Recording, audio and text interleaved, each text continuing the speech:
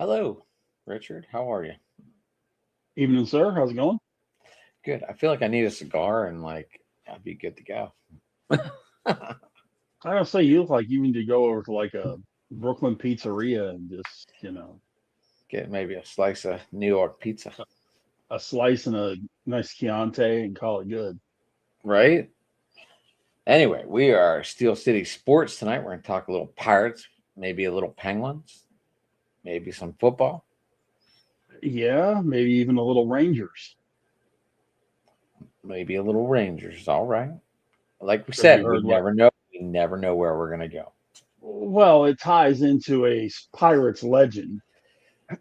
So, yeah, McCutcheon got DFA'd today. Oh, I'm well aware. Um, Hello, yeah. Marcus. How are you? But I knew that was coming. I Yeah, I mean, I didn't expect him honestly to tear things up, and with the way things are going right now with the Rangers, with playing as many young kids as possible. I mean, the oldest position player they have is Corey Seager, and he's on the bench with a back injury. So, Cuts I just have doesn't fit the piece right now. Well, I mean, I mentioned it earlier, all year. I said, he's not gonna. He's getting older, Rich.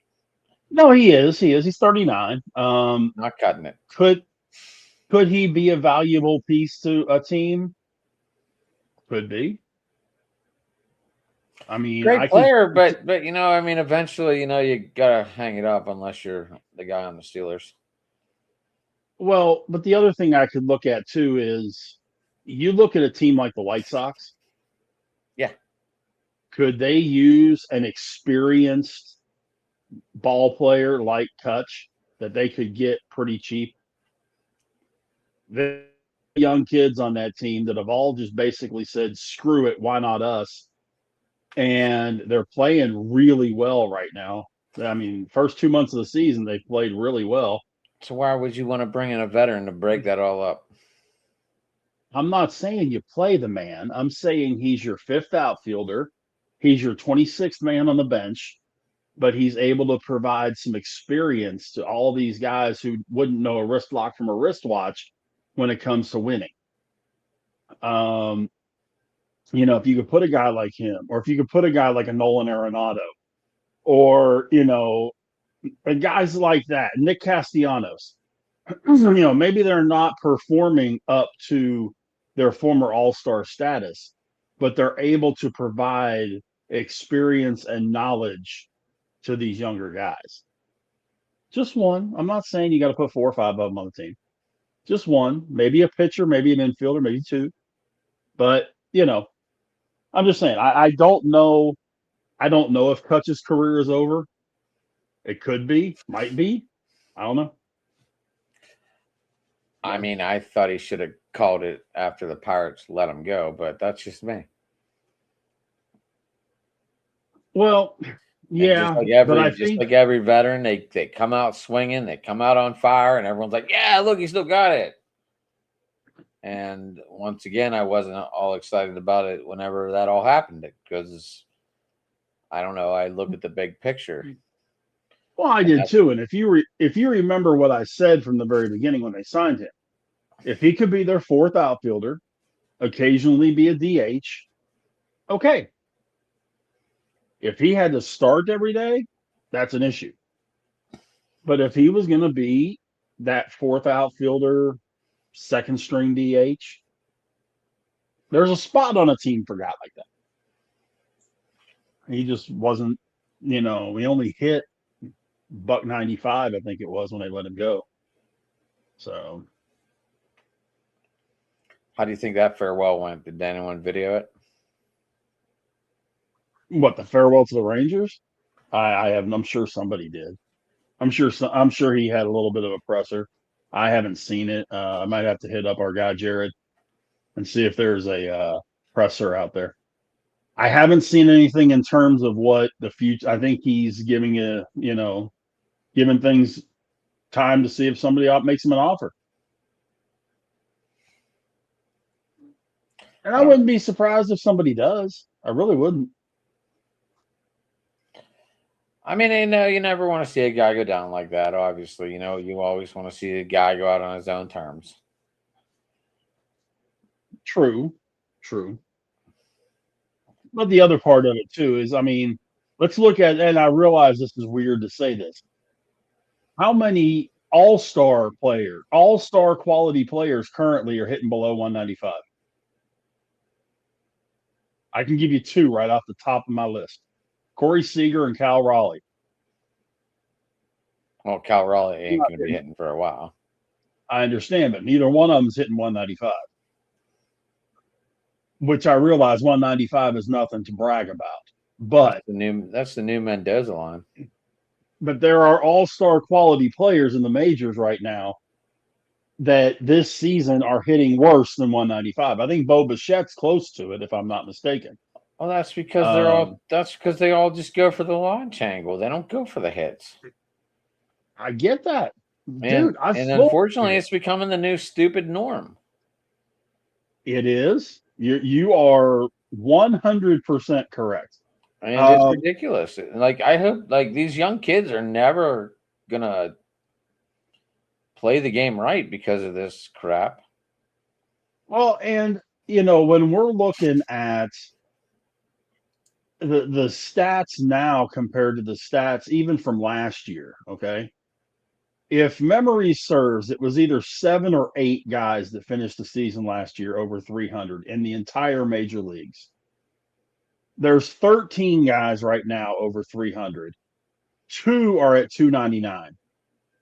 Nick Gonzalez and Andy Paez. So let's just for round numbers say 15. So there's twice as many guys that are hitting over 300 that qualify. There's also just as many guys hitting below 200 as there are over 300 that qualify. That's where the problem comes in. Because when you've got Manny Machado hitting 169, Corey Seager's hitting 179. What have they done to Bo Bichette? He batted 311 last year. He was second in the league behind Aaron Judge. I know. Some people can't handle. Remember when Lindor went from Cleveland to New York, and he struggled that first year because of the whole shift, small town to major city, and all that kind of stuff. Yeah, I think that's part of what it is.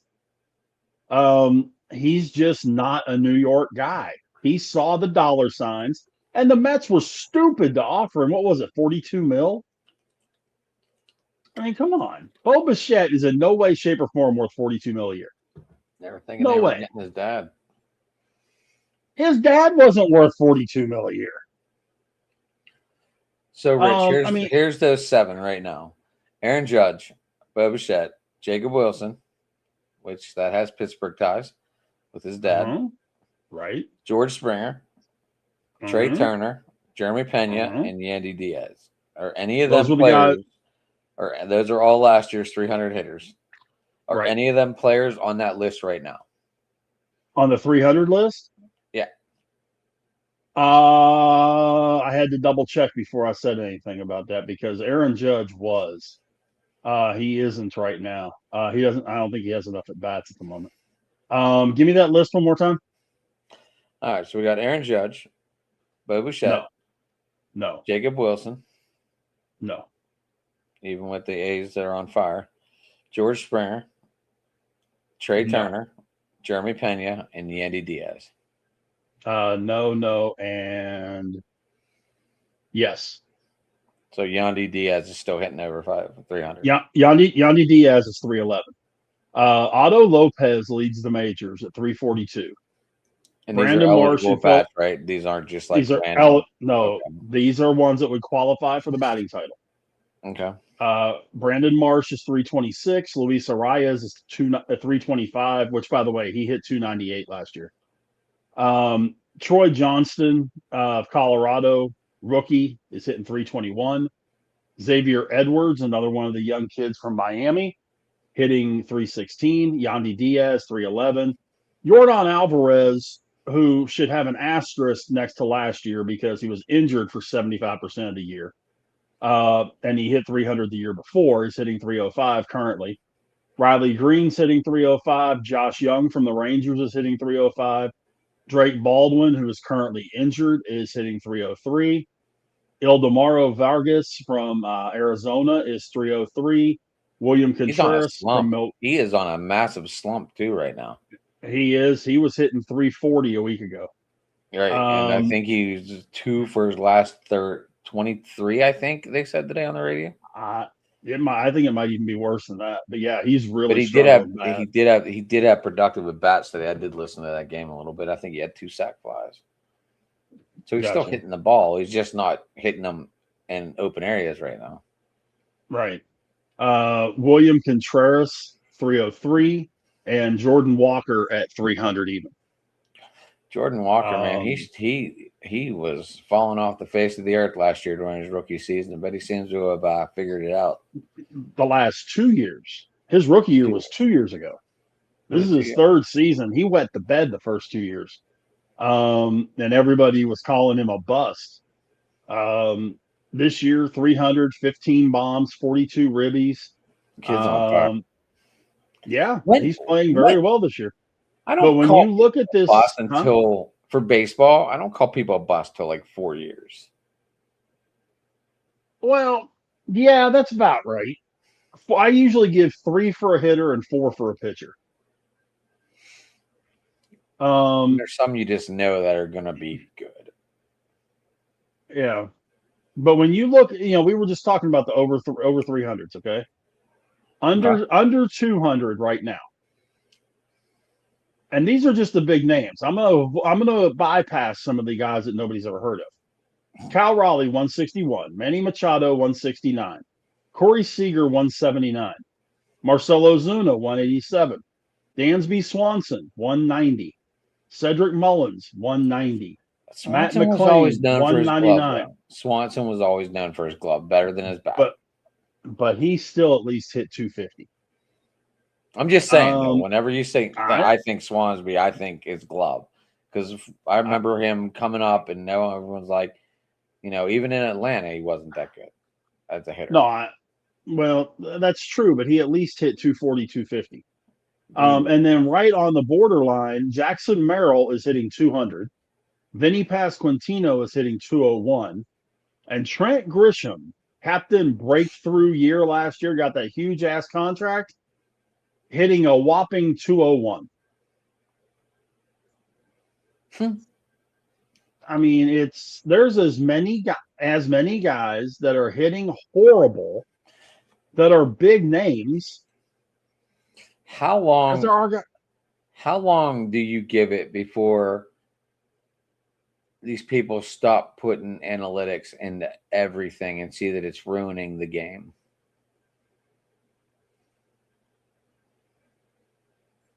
That's a really good question. I was thinking about bringing it up last night, but I forgot all about it. My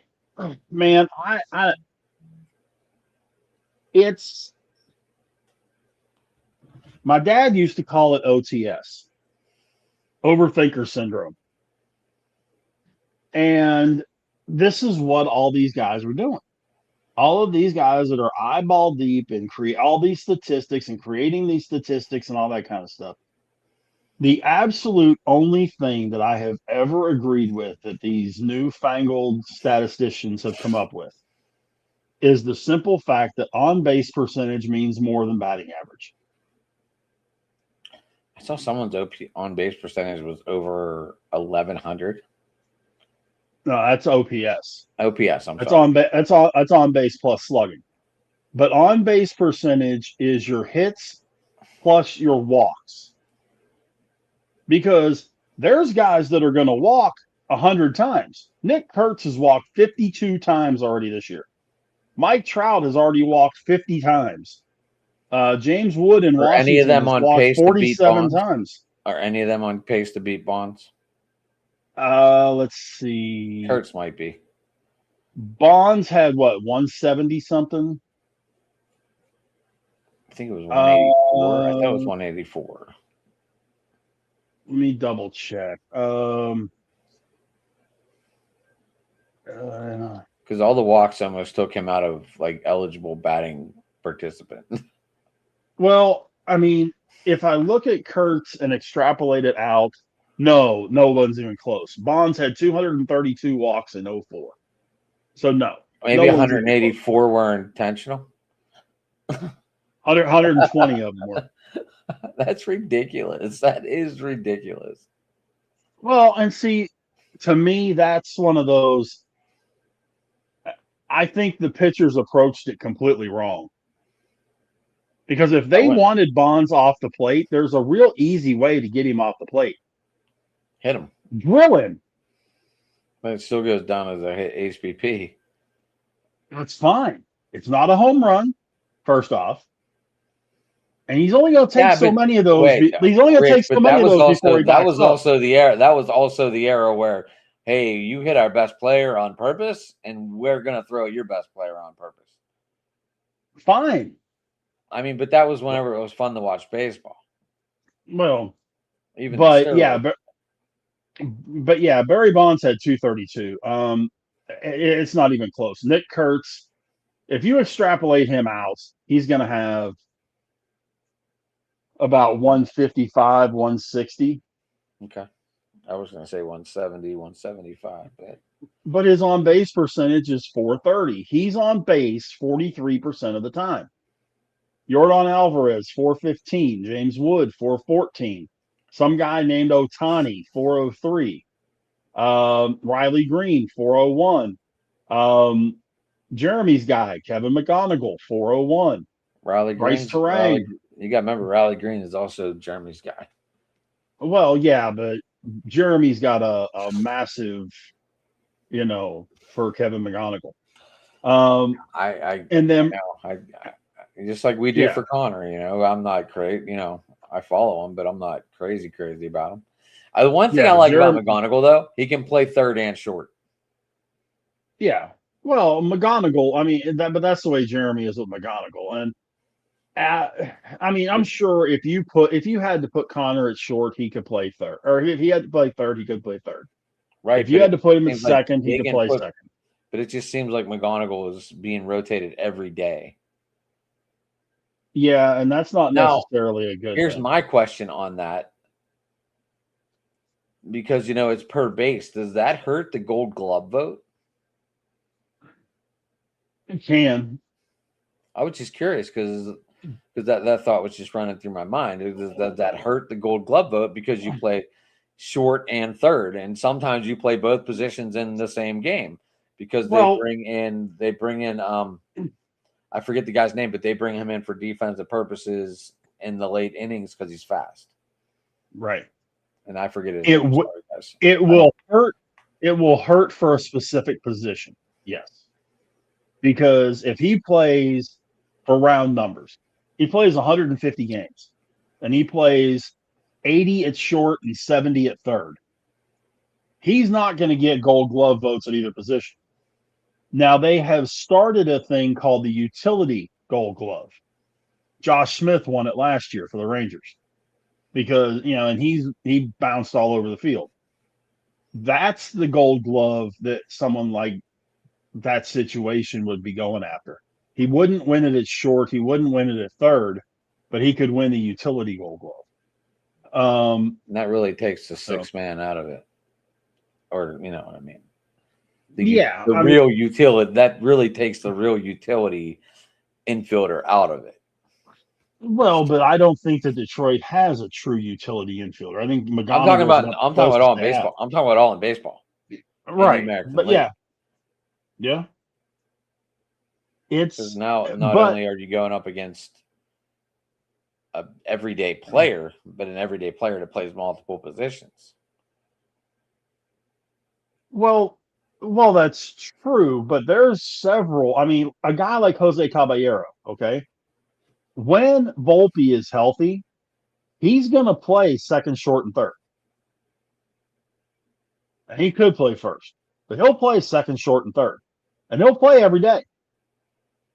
So he's a guy that's in that spot. Josh Smith is in that spot. to be perfectly honest with you, with Pittsburgh, Jared Triolo's in that spot. He can play third, he can play short, he can play first. There's a lot of guys in baseball that play every day, but don't necessarily play one position every day. Which is why they implemented this utility Gold Glove. I like it. I think it's a good idea because it does give those guys that do play every day but aren't in the same position all the time a chance to win it. And it's not a secondary Gold Glove. It's a Gold Glove. It's equivalent to outfield or second base or whatever. So could that affect him winning it at short? Yeah, it could. Could it affect him winning it at utility? No. It could benefit him, actually. And then, of course, it depends on the breakdown. Going back to the 150 games, if he plays 130 at short and 20 at third, then he's going to get votes at shortstop, not third base, or at utility. That's the thing. Like, they switch them up. Let me see if I can actually call that up on here.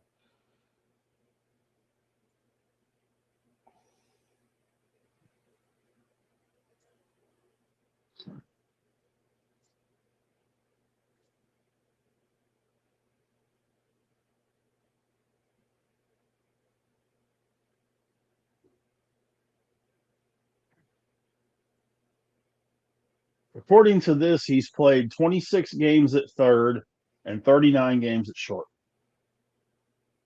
this season. Are you talking to me?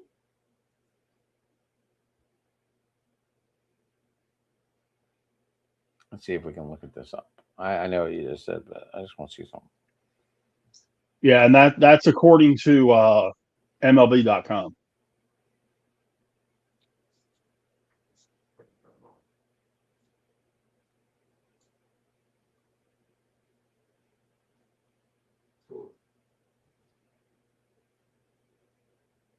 And see, the thing is, I was looking at this in the minors.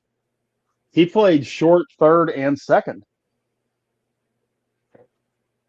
He played a pretty fair amount at second base, too. So it may be a case that his stick is what's going to keep him in the majors and the fact that he's versatile. He may not end up being an everyday shortstop.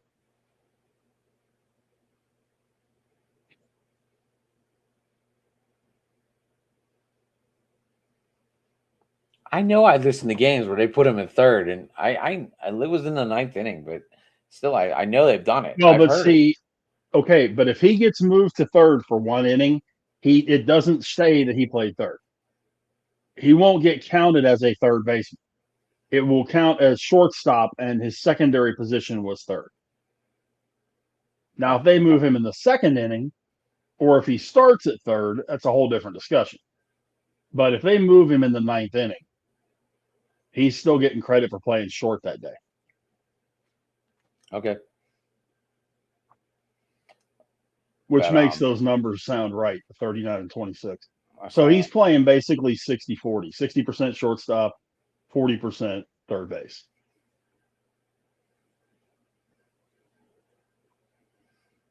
But that's tough to do because you've got a whole lot faster reaction time at third than you do at short.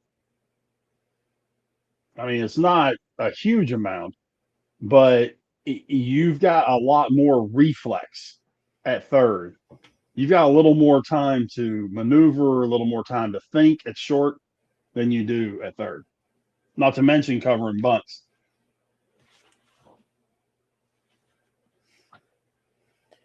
I was just seeing what jersey was behind me. I wasn't even sure.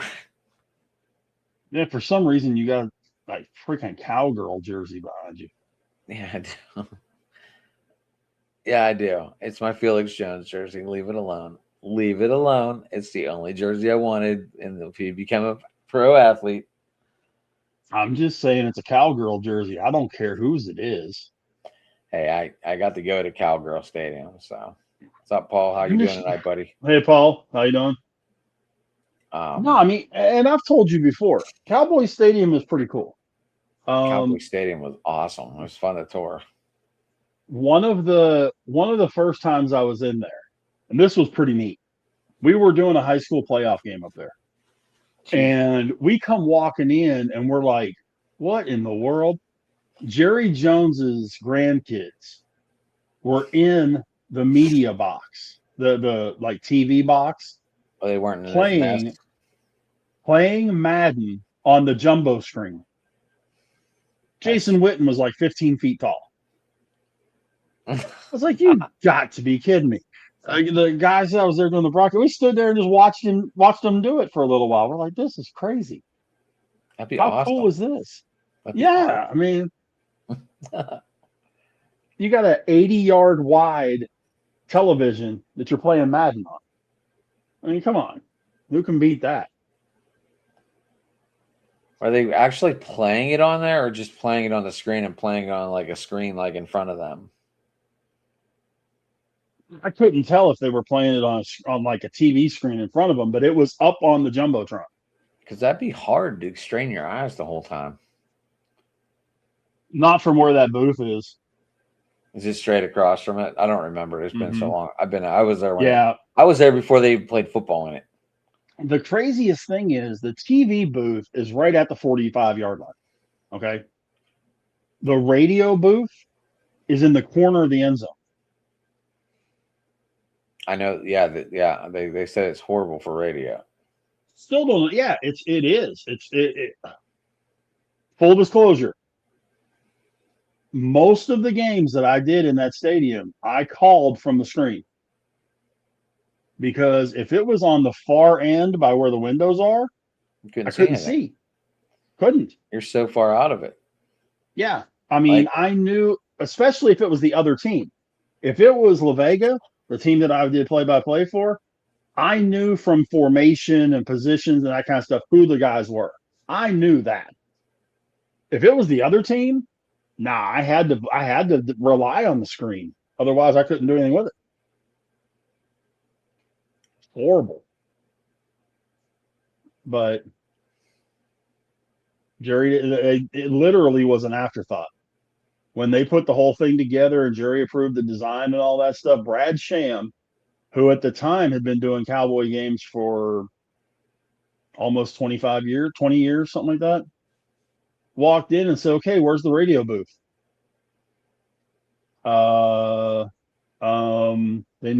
They never designed a radio booth in the original plans. That's awful. Yeah. Awful. Yeah, it was crazy. I know it was like a 4.5-hour tour. Oh, I believe it. I believe it. To go top to bottom, I believe it. Hey, it was cool. They let us play catch on the field. That was pretty cool. They even had footballs out and everything, so that was pretty neat. Mm-hmm.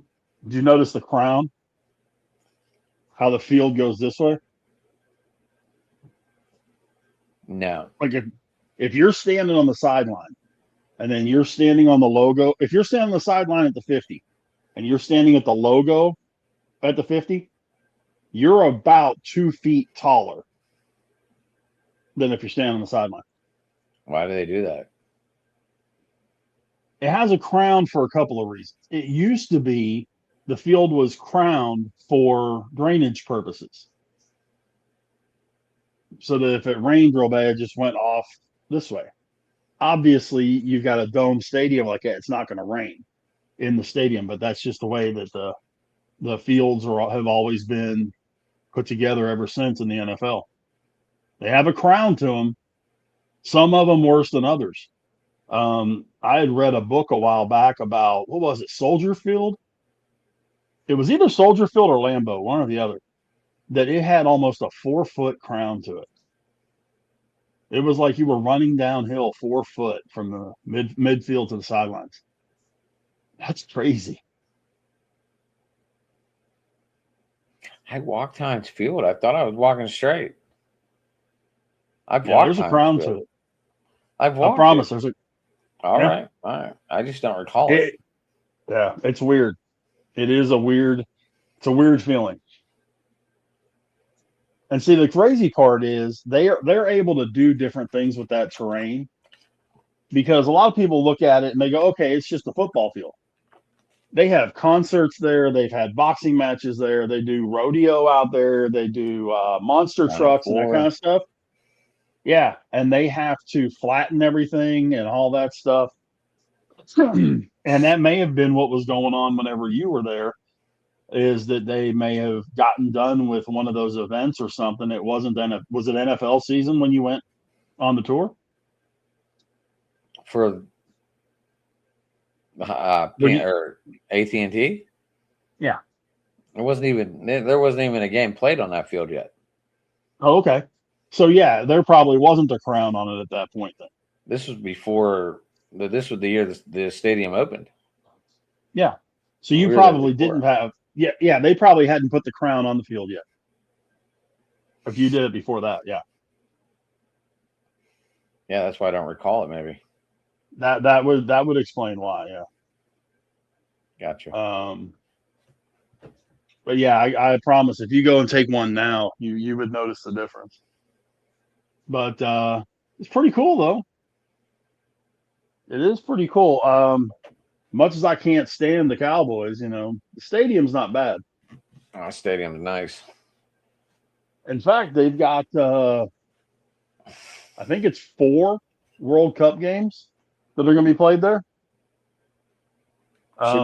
Should be that whole bracket, right? There should be 8 games. I don't remember seeing it be that many. Let me look.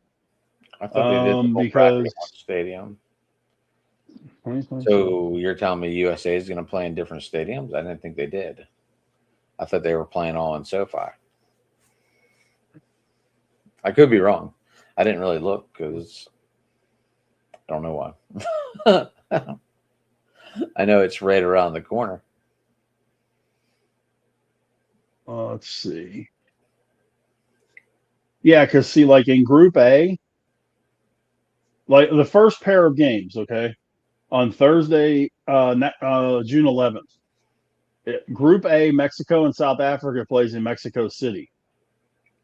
Group A, Korea Republic and Chechnya play in Estadio Guadalajara, and they're in the same group.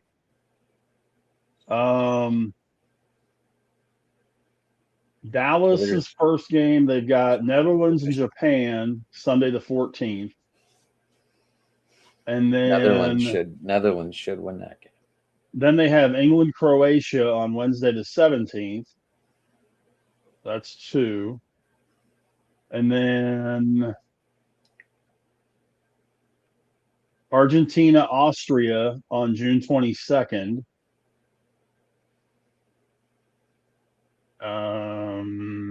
So they put natural grass in there for this.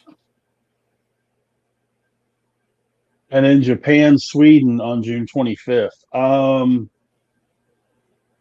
I don't know. I don't think so. They had to. It's the only way FIFA would let it go.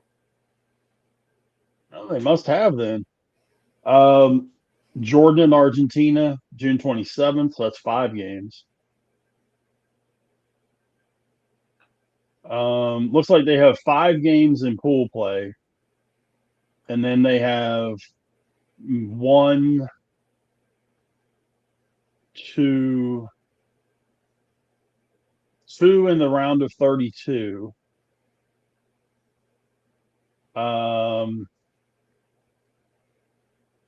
in the round of 16, and then they're done. Well, no, I'm sorry. And then 1 of the semifinals is in Dallas. So they've got a total of 8. But see, what's even crazier, the bronze medal game is in Miami. And the World Cup final is in New York, New Jersey. It's at the Meadowlands.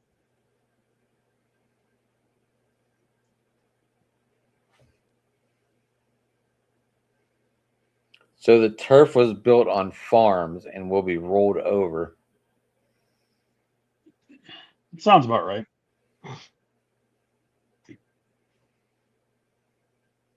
It'll probably be very similar to what they do when they do like monster truck stuff and things like that. Crews are building right over the existing artificial turf and laying down a protective barrier. 6 inches of sand and a complex irrigation grid before rolling out the real sod. Yep. It'll be there for indoor concrete floored domed stadiums like NRG and Houston and AT&T in Dallas. Crews are utilizing a system of interlocking plastic trays called Permavoid to manage water drainage and airflow beneath a 10-inch sand base.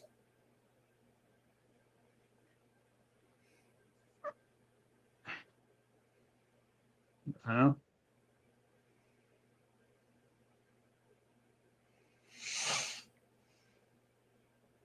I mean, there's a lot of stuff they got to do for these things to get these stadiums ready and all that. There's a whole ton of stuff they do.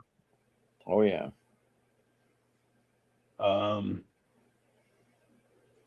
Because none of the stadiums that they're fortunately, some of them, some of the cities or some of the stadiums host MLS teams, like Miami, like New York, New Jersey, but AT&T just doesn't. Well, they're doing the same thing for the championship game. It's the only way it could be played in New York or New Jersey at MetLife. Yeah. They had to bring in grass. Yeah, and see that's one difference between MetLife. MetLife is legit AstroTurf. It's still AstroTurf. AT&T is AstroPlay. It's basically the grass you would have on your patio. That's basically what it is. It's a grass carpet over a bunch of black. You mean that black shit doesn't shoot out whenever you run on it? No, but it does work its way through. And they've got this really cool machine that kind of looks like a Zamboni. That they'll run it through, and it literally picks up the turf, the carpet, to let the tires go back down under. Which is why, if you ever notice, like the opening day of the season, the Cowboys turf, and I'll use them as an example. Opening day, the Cowboys turf is super green. And as the season goes on, it kind of gets like a little bit of a darker green to it. And then it kind of has a little bit of a blackish hue to it. The blackish hue comes from the tire bits coming up through. Yeah. So learning new shit here. Yeah.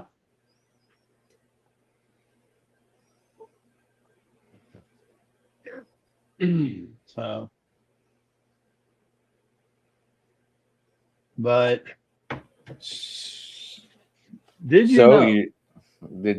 All right, go ahead. No, I was going to say, did you know with the loss tonight, the Pirates are 13-11 in the month of May. With one more win in their last 4 games, they're guaranteed to once again not have a losing month. And we could have been 1 game above the Cubs if we would have won tonight. Could have been. We have 1 more against the Cubs tomorrow night. Skeens against Ray. And then 3 against Minnesota at home. Which, I mean, let's be honest, that's a conceivable sweep. Should be. Minnesota's not very good. I'm not putting anything for granted. No, but they should take 2 out of 3, no question. I mean, there's no excuse for them not to take 2 out of 3. And if they can take that one with Skeens tomorrow, that would mean they'd be 16-12 for the month of May. They'd be 4 games over going into June, and June is going to be tough. They start out June at Houston, at Atlanta. Then they go to LA. Then they go. This is the one that I'm really scratching my head about. Check this out. Or I'm sorry, scratch that. They go to Houston, to Atlanta. Then the Dodgers, Miami come to Pittsburgh. Then they're at the A's, at Colorado, Cincinnati and Seattle come to Pittsburgh, and they close the month again at Philadelphia. June could be a tough month. They've got some pretty good ball teams they're playing there.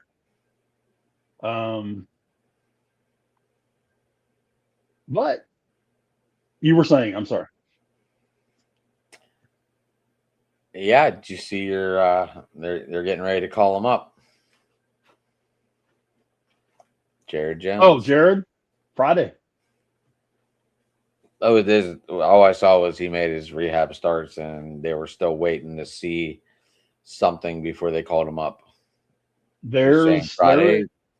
There's talk that what I'm hearing is that Friday they're going to he's going to start. Should be a huge boost. I mean, but then you like the guy a lot. I mean, he's a 500 guy, so I'll take 8 to 9 wins. We're not going to see that this year. He's probably going to be on a pitch count the first couple games. Oh, yeah, he'll probably be on like 70, 75, something like that. Yeah, I think that's what they were waiting to see how he felt after. I thought, but apparently you're saying Friday he's going to start, so I'm not going to argue with you. No, from what I read, it's supposed to be Friday. But at the same time, then of course you run into one other issue. And there's obviously two guys it's not going to be. But which one of the starters goes to the bullpen? Go to a 6-man. Doesn't matter. We're already running on a relief pitcher system. I don't know. What do you mean? I can move.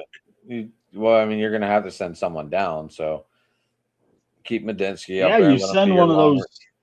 You send one of those yahoos from the bullpen down. Let him be your long. Let him be your long reliever, and then just put the guy that's only pitching one inning, and then Madinsky comes in. I don't know his name, so I always miss the beginning guy. Madinsky.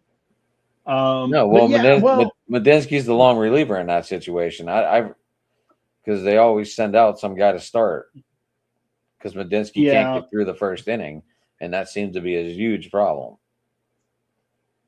Yeah, but the way Ashcraft is pitching right now, he ain't coming out of the rotation. Obviously, Skeens is not coming out. I just told you who they're going to take out. How do you not take that out? How do you not take Chandler out the way he's been pitching? Rich, they do that every rotation. They start a reliever and then they go to Madinsky. They're going to eliminate that for Jones. So they're going to put Madinsky in the bullpen? Why? He's already in the bullpen. Okay, I'm not counting that as in the bullpen. Well, that's what he is still. He's not a starter. He's a long reliever. He's not a starter. He's listed as the starter tomorrow or Friday or Saturday. I'm sorry. Saturday. There's no way. They got to be doing the relief thing. Then you go to a 6-man and let it go.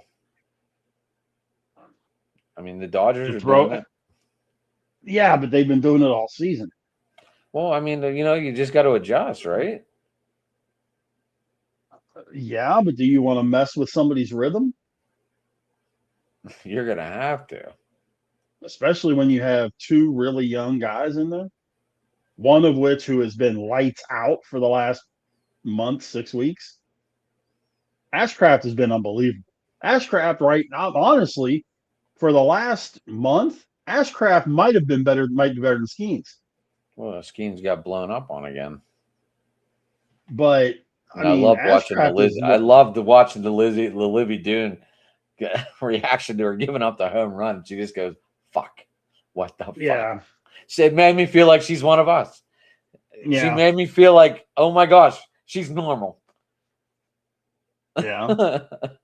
I loved it. But I'm just really curious to see two things between now and July.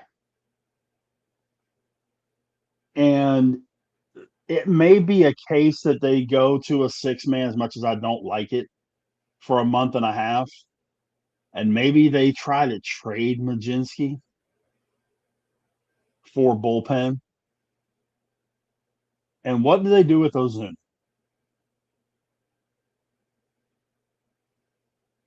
I mean, he's hitting $180.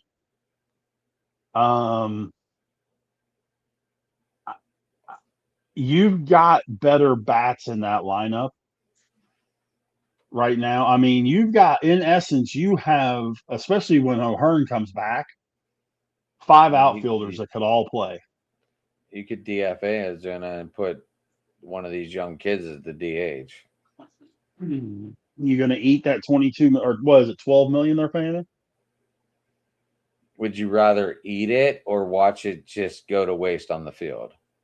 Well, what I'm saying is, would I rather try to see if I can get a young bullpen guy or something like that? I don't think anyone's. If you're an owner, would you really give up talent for what you're watching on the field, hitting $186 for that kind of money? Well, and that's where I think it gets down to what team is it. I don't even think it matters what team. You're not hitting on the Pirates. You're not going to do much better anywhere else. But I mean, Mangum and Valdez.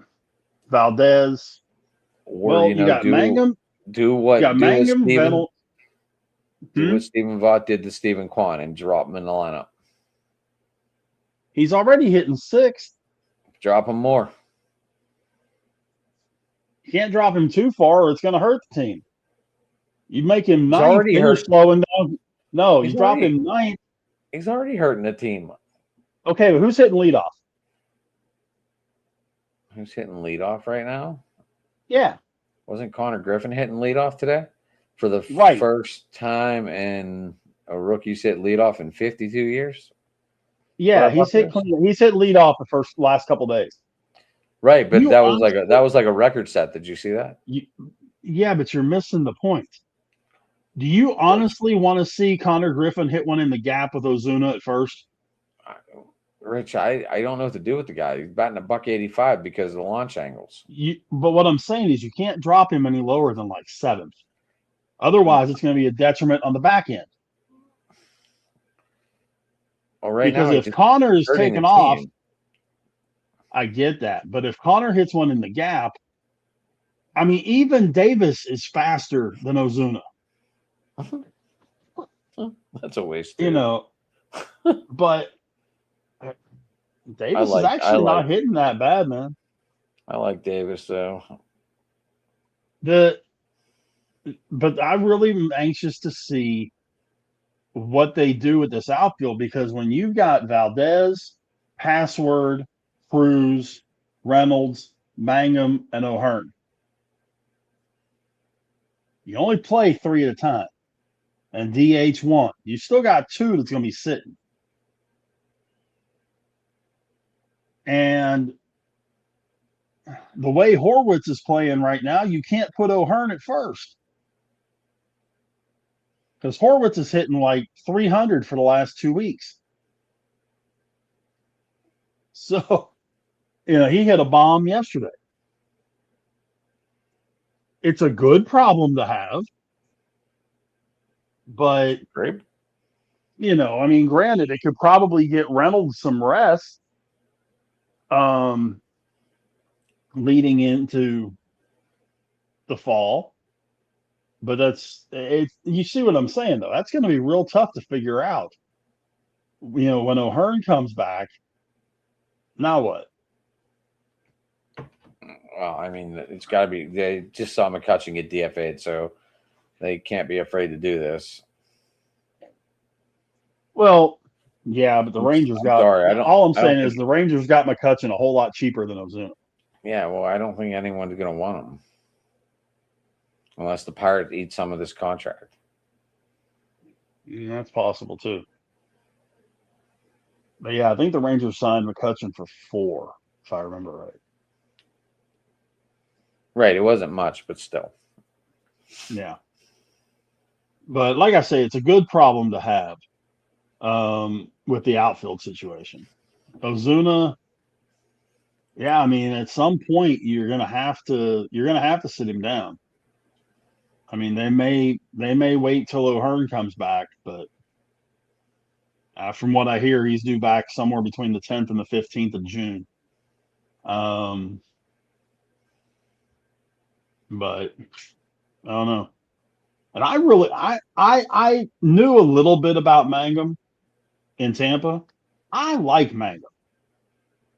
I don't think he's an everyday outfielder, but I think he could be a really, really good fourth outfielder. Rich, where did you see? Because on the Pirates website it says to be determined for pitching from the start of the Twins series. Where did I see it? Because I want to say it was I want to say it was on the Athletic or something like that. That after Jones' last appearance, they were looking at bringing him up to start Friday.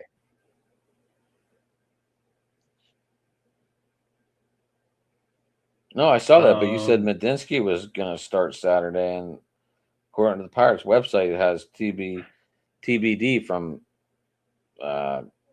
Friday's game on.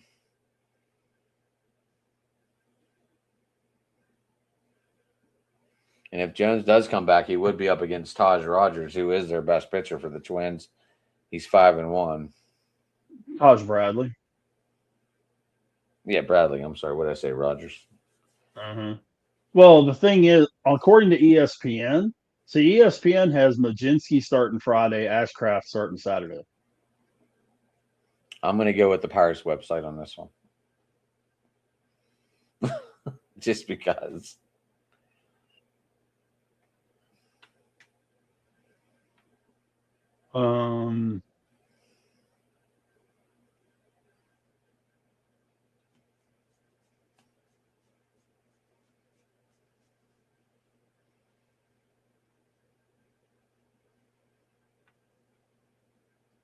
I'd have to. I'll find it.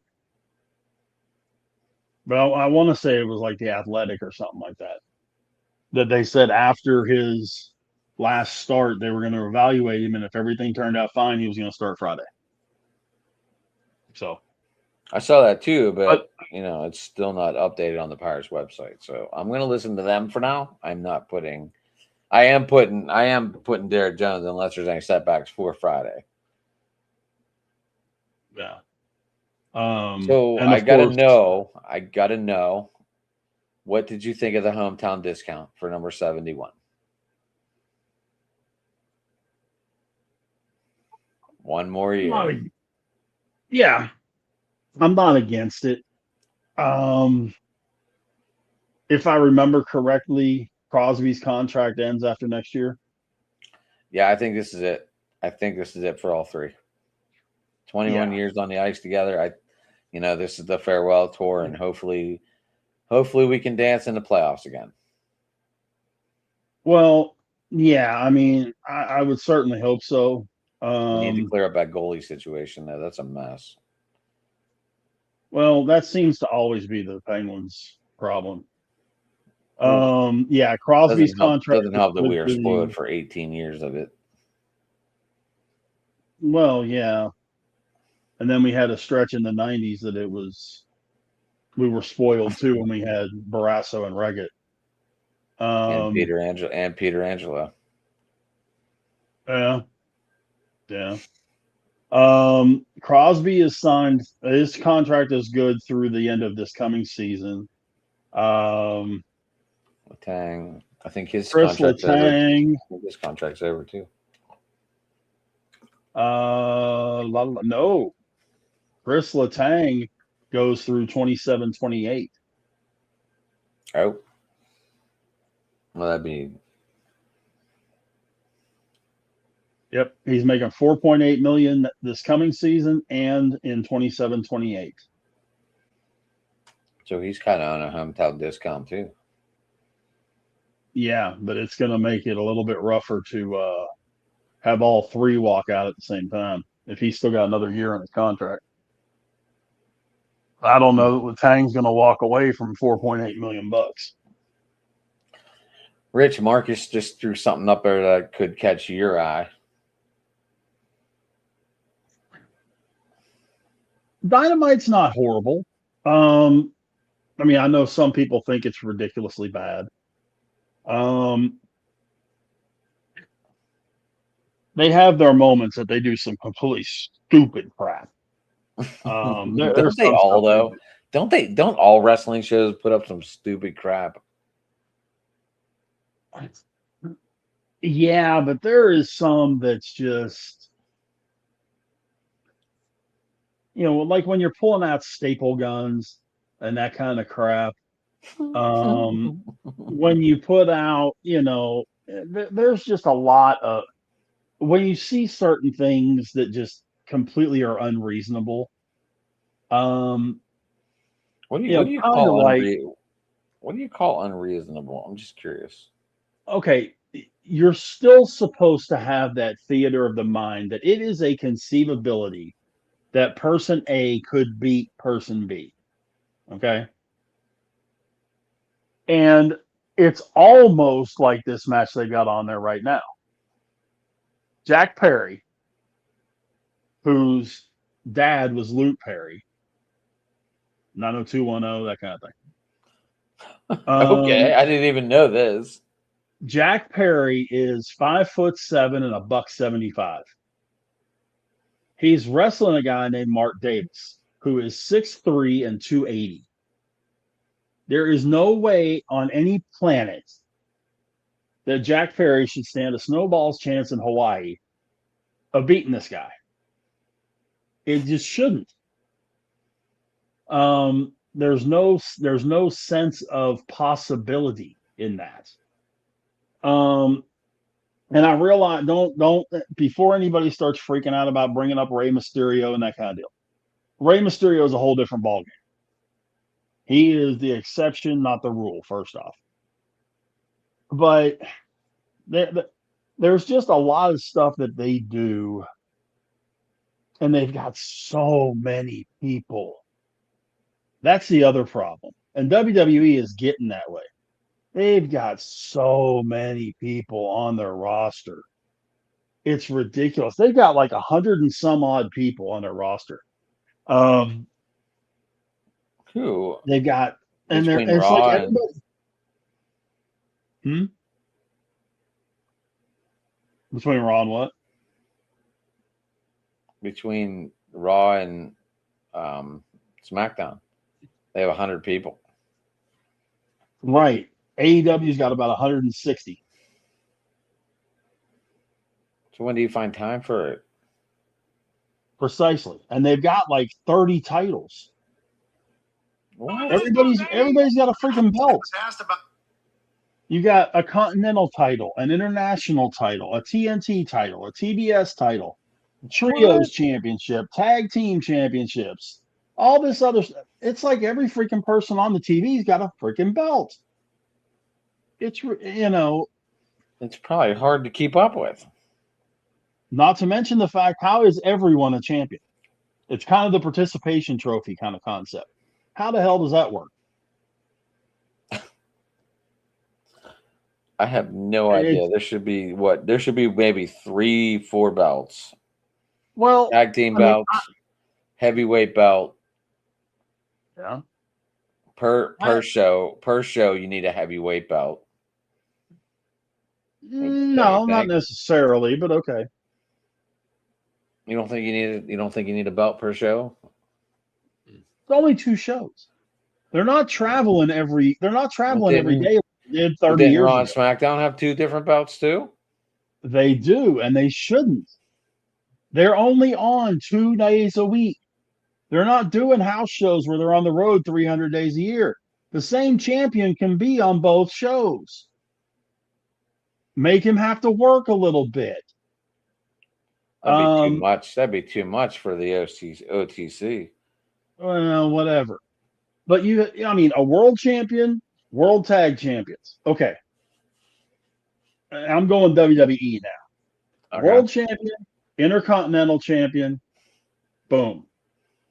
If you want to have a junior heavyweight championship or a cruiserweight championship for the guys under like 210, fine. Do that. But heavyweight and the U.S. title, that's it. You have tag team titles, and that's it. You have the women's title, and you have the women's tag titles, and that's it. No Intercontinental.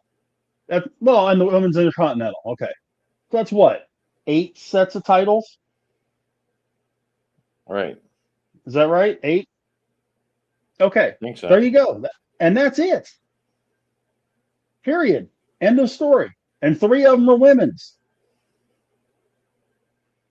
You don't have in AEW, you legitimately have a world champion, an international champion, a continental champion, a TBS champion, a TNT champion.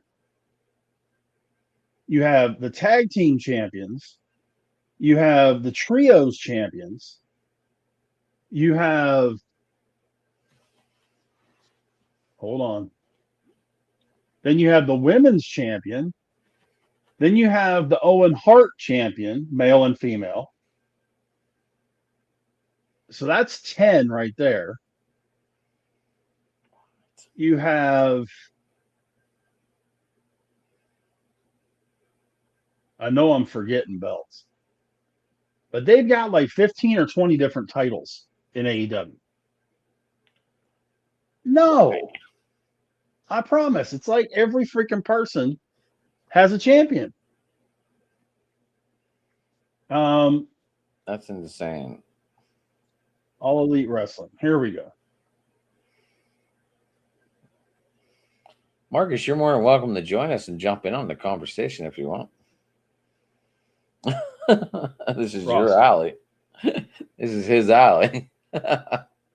Okay, here you go.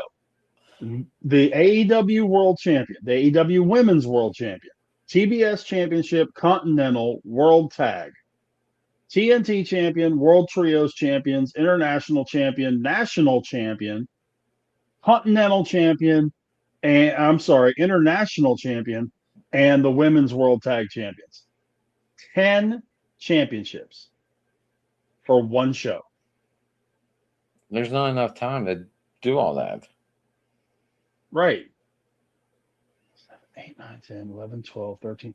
There are 14 different people holding a belt. And does that count 2 for the tag team belt or no? Yeah, that's 2 for the tag belt, 3 for the trios belt. The what? Yeah. There's a trios is 6-man. 6-man championship. Kind of like the Freebirds and the Von Erichs used to have. A trio champ. Yeah. Jeez.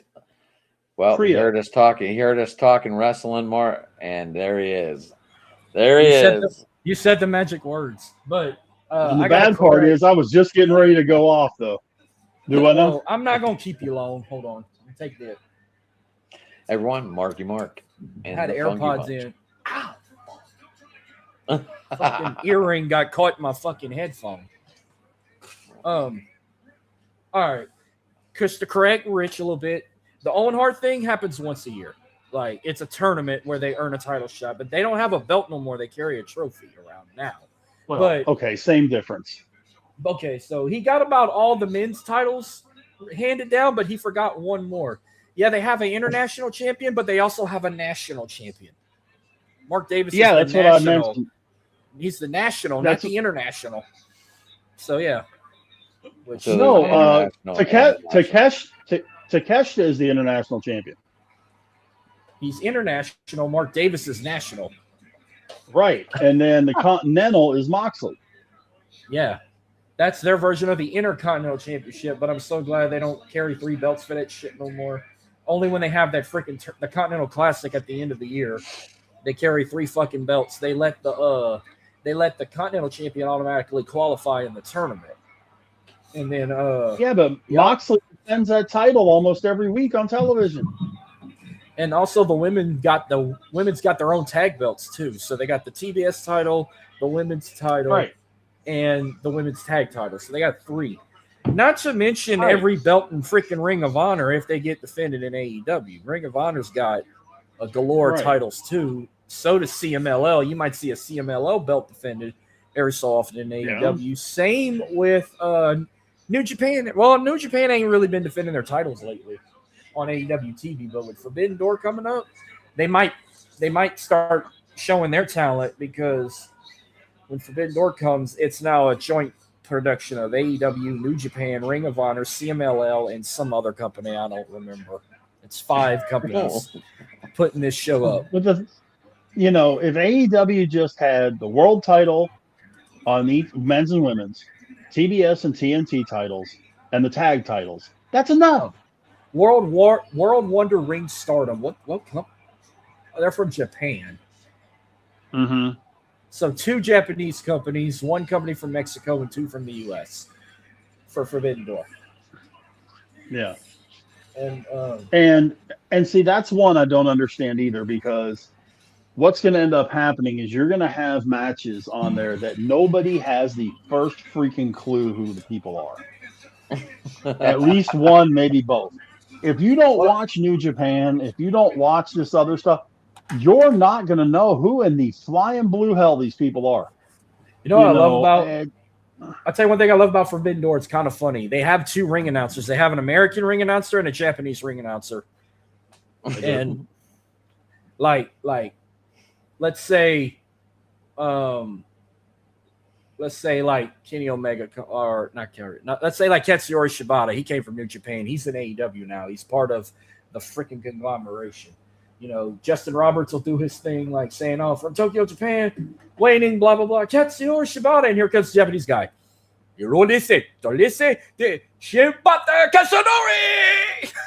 They say their names backwards. Right, and that's a lot like what they used to do in San Antonio with Southwest, because in Southwest, whenever they had their arena cards, they would do it in English and Spanish. Just like they did their TV. When Stu Stack would do commentary, he'd always have the Hispanic guy standing next to him and do the commentary in Spanish. Well, I wanted to pop in on the comment I put. I would watch them regularly if I didn't have to pay $600 a damn year, because now they're trying to get a pay-per-view every month. They still got January and February to go, but they just announced, if you watch Double or Nothing, they're debuting a brand new pay-per-view in July. It's called Redemption, and it's in Montreal. The fleur-de-lis got me. I thought it was in New Orleans, but no, it's in Montreal. But I'll take it. But yeah.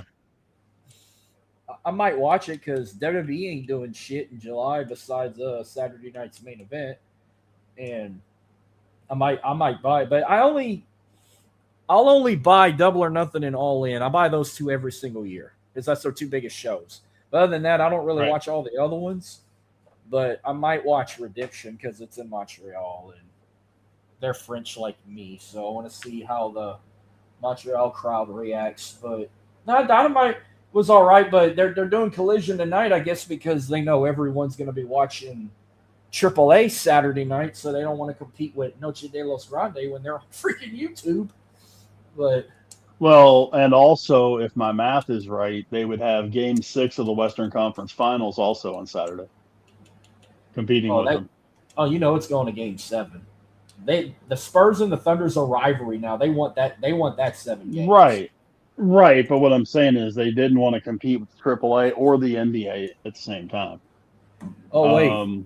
You might not like this, but when we get to the end of June, we might be predicting 3 shows when I'm only going to watch 2. Because when we get to the end of June, we got Night of Champions from WWE and Saudi. We got Forbidden Door for AEW and New Japan. And then Sunday is Slammiversary from TNA. All the same weekend. Yeah. And I'm only going to watch. That's going to be WWE and Slammiversary. That's the only 2 I'm going to watch for sure. I don't think I'm going to pay for Forbidden Door. Well, that's going to be interesting to see what the buy rates are like for TNA and for AEW, and see how much it's affected by having those on the same weekend.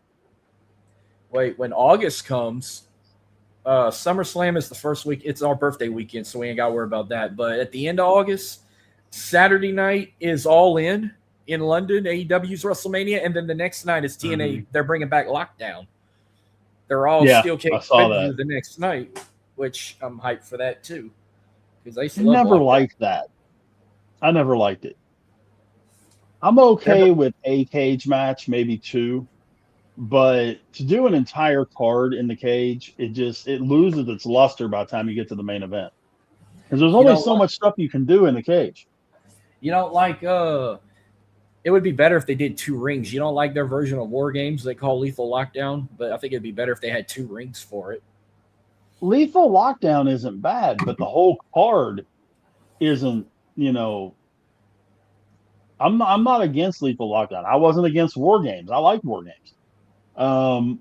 I wish they would go back to putting the roof over the cage with weapons, but no, I wanted to pop that up. I need to get your take about if we rather just look at highlights, because this is technically how much we're paying a year, because it's not included in our HBO Max accounts or even our Prime accounts. You can watch it on Prime Video also.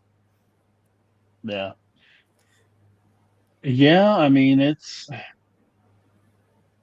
because they're running what, $49.99 a piece, something like that. Mm-hmm. Or you can go on, I think it's Thriller, and watch the replay the following month for just $19.99. I don't even do that either. Thriller got enough shit going on. And see, there's enough people that I'm either friends with or whatever, that friends with, follow whatever that show enough of the card that I get to see what I need to see, which works great. I'm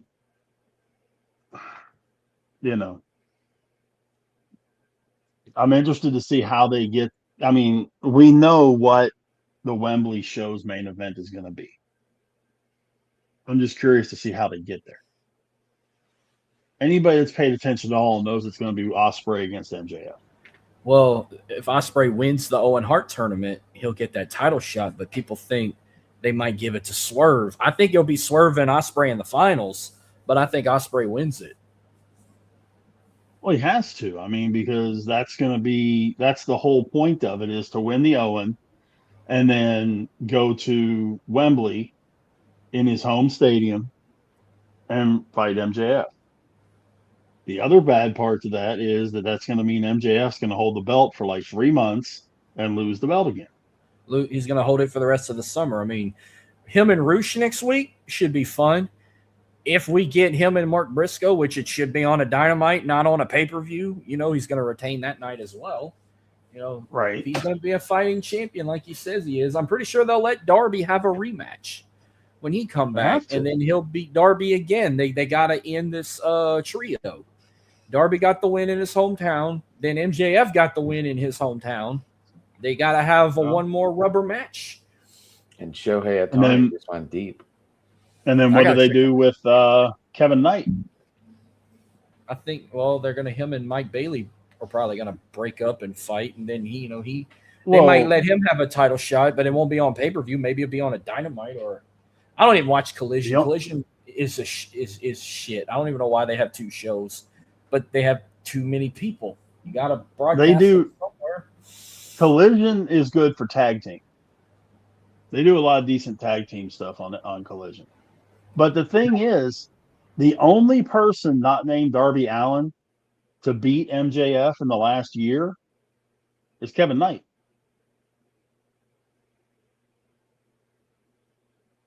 Somehow, some way, they're going to have to give him a shot. They're going to have to give him a title shot. But if he's turned, then you're going to have heel versus heel for the world title. And he's already a champ. He's the TNT champion. He beat Kyle Fletcher for it a while back, and now Kyle Fletcher just came back. Which, okay, can we? I know I don't like to compare people to other people from WWE, but I just see it in them. Does Don Callis look like an AEW version of Paul Heyman right now? To a degree, yeah. Another Paul Heyman in the making. Is that what's going on? Well, but Don Callis, I like this. I like him. I'm sorry. Well, Don Callis has been around about as long as Paul Heyman has. Don Callis was in WWE before Paul Heyman was. If you remember the Misfits, if you remember the Jackal was Don Callis. And that was Attitude Era. That was early Attitude Era. So, this isn't Callis's first rodeo. He knows what he's doing. From what I gather, he's just a irrational douche when it comes to management. Which is why WWE won't bring him in. But I can see where your comparison comes in, yeah.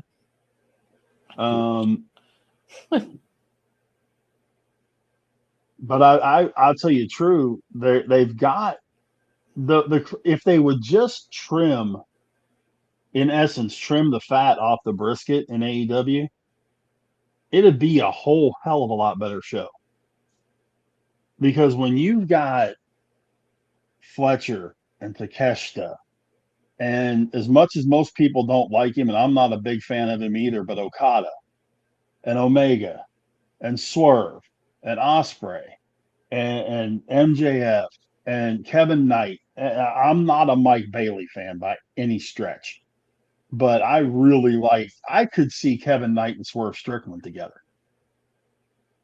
as a team. I think that could make for an interesting pairing. FTR, that kind of thing. They've got a lot to build around. It's just all the extra leaves on the tree that you don't need. You know what I mean? 80% of the Don Callis family could go away today and it wouldn't make a lick of difference. I'm serious. I mean, am I wrong? A lot of those guys you named, I actually really like. Like, I love Kenny Omega. I love Swerve. I love Jack Perry. Jericho, if it was nice. I love the Young Bucks, even though they did annoy the hell out of me at one point. I can't. I fucking love MJF. He's the greatest shit talker I've ever seen in my life, and he don't give a shit. FTR, I respect. Who's the guy that said "We the People"? Was that Jack? That was Jack. That was Jack Swagger. Jack Swagger. Did you see what he's doing now? Yeah, he's doing power slap. Yeah, power slap. He was a pro wrestler, an MMA fighter. Now he's a pro slapper. Dude, that shit's potent, man. That shit is potent. They came to New Orleans one time. Amateur wrestler. Yeah, he at the University of Oklahoma, and did he play football too? I believe so. For the Sooners. Yeah. He called himself. He was the All-American, and then him and Cesaro were a tag team with Zeb Coulter as their manager, called the Real Americans. That's where they got the "We the People." Yep. Old Dutch Mantel. Oh, I loved his little mustache, and he didn't give a fuck. I wish we'd have him today, where he talk about these people sneak across our borders and all that. Wouldn't go well, but I listen to Dutch's podcast every week, man. He does 2 every week. I listen to every one of them. I would He's love to get super entertaining guy. I would love to get him on. He doesn't do a lot of podcasts, but he does his 2. He doesn't guest on a lot of them. But because he's had some really bad health issues here the last 2 or 3 years. Swagger. No, Dutch Mantel. He used to also be in AEW as Jake Hager, as his real name, but he was Jack Swagger in WWE. I just thought it was funny. I was like, I wonder if they know that. I wonder if they saw that. I remember Jack. Yeah, that whole power slap thing, the whole concept of it just makes me kind of go, people will literally watch anything. We used to do that for shots at a bar. I used to laugh at it if I come across it on like Instagram and stuff. I'll laugh, but they did a slap, whatever they call their shows. They did one in New Orleans one year, and a buddy of mine went, and they laughed every time someone got slapped or knocked out. Like, it was funny to them. We used to do it sitting at a bar, and the loser had to buy shots. Oh yeah, that's a Pittsburgh thing, man. We were like, it's another one of those deals. It's a Pittsburgh thing you wouldn't understand. Other people just wouldn't get it, Adam. Oh, we get it, Rich. We get it. We do. I've watched it happen. It's crazy. I have watched it happen, and I just sat there and shook my head. I'm looking in? It, Nope. Well, I know y'all did y'all's Yeah, Steel City talk, but I'll be looking forward to coming on whenever the Saints play the Steelers later on this year. And y'all come on mine and Paris. Yeah. Sadly.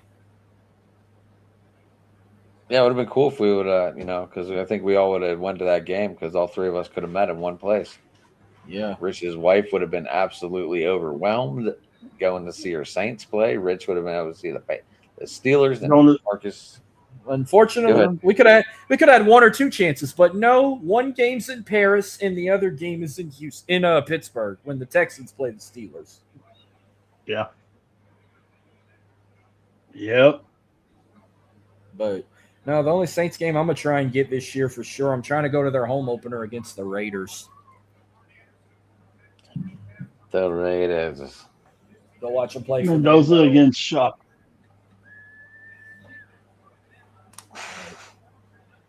As of right now, Trey's still coming on with you and I Saturday. Okay. I like Trey. I'm like a plan. But I know he's. Go ahead. No, what were you gonna say? No, I was gonna say, one weekend, probably for June when we do Slammiversary and Night of Champions and Forbidden Door, I'm gonna bring Sean back on, the former pro wrestler out of Miami. He got his own show and he's a big NASCAR guy too. So him and Rich would get along really well. Bring Sean Stanley back on and him and Rich can talk a little bit too. Sounds like a plan. Sure does. Go ahead, Mark. Tell people what you got coming up for the week if you got anything. Yeah. And we'll call it a day.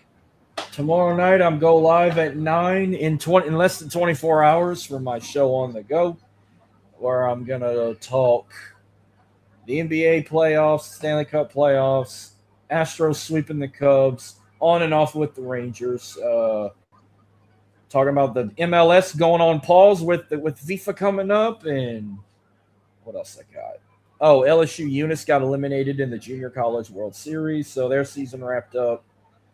I'm gonna talk all kind of shit tomorrow night. And then Saturday morning, me, Rich, and Trey, we're gonna predict Noche de lo Grande and WWE Clash in Italy. Nice. And talk a little bit of AEW too on the side. You might hear a repeat of what we talked about here, saying they have too many belts and Double or Nothing was good. I'm gonna try and get back into watching Dynamite if they're gonna really put the belt on Will Ospreay at the end of the summer. So I want to be there from start to finish for that. So that's what I got this week. Sweet. Hey, but I'm at Rich. I'm at Dirty South ENT _ That's where I'm at on X. Got it. You can get me at Sports Talking on Twitter. You can get me at Driving to the Top Productions on YouTube. You can get me at Ad McNally on Facebook. Tomorrow night, I think I'll be with the Fired Up crew, but I'm gonna put my grasses up priority tomorrow because it's kind of sky high right now, and we'll see about that. Yeah, so that's all I got. I know it's been a slow week for me. Sorry, guys. Monday, I just kind of gave everyone off. I don't know why. Maybe because I was at camp. No problem. But go ahead, Rich. Let's finish it out, close it off, and get the heck out of here. All right. Twitter, Big Rich 8371. Coming on. Sorry. Yeah, man. Yeah. Big Rich 8371 on Twitter, X, whatever we're calling it this week. Facebook, just my name, Rich Richardson. Of course, like Marks was talking about, Saturday I'll be on with him with Cajun Turnbuckle podcast, and then Saturday night we'll do baseball. Monday night we'll do baseball. Tuesday night we got open mic. Just all kind of stuff going on. So catch us while you can here on Driving to the Top. Appreciate Marcus jumping on as usual with my broadcast colleague right over there, Adam. My name is Big Rich. Until next Wednesday for Steel City Sports Talk. So long, everybody.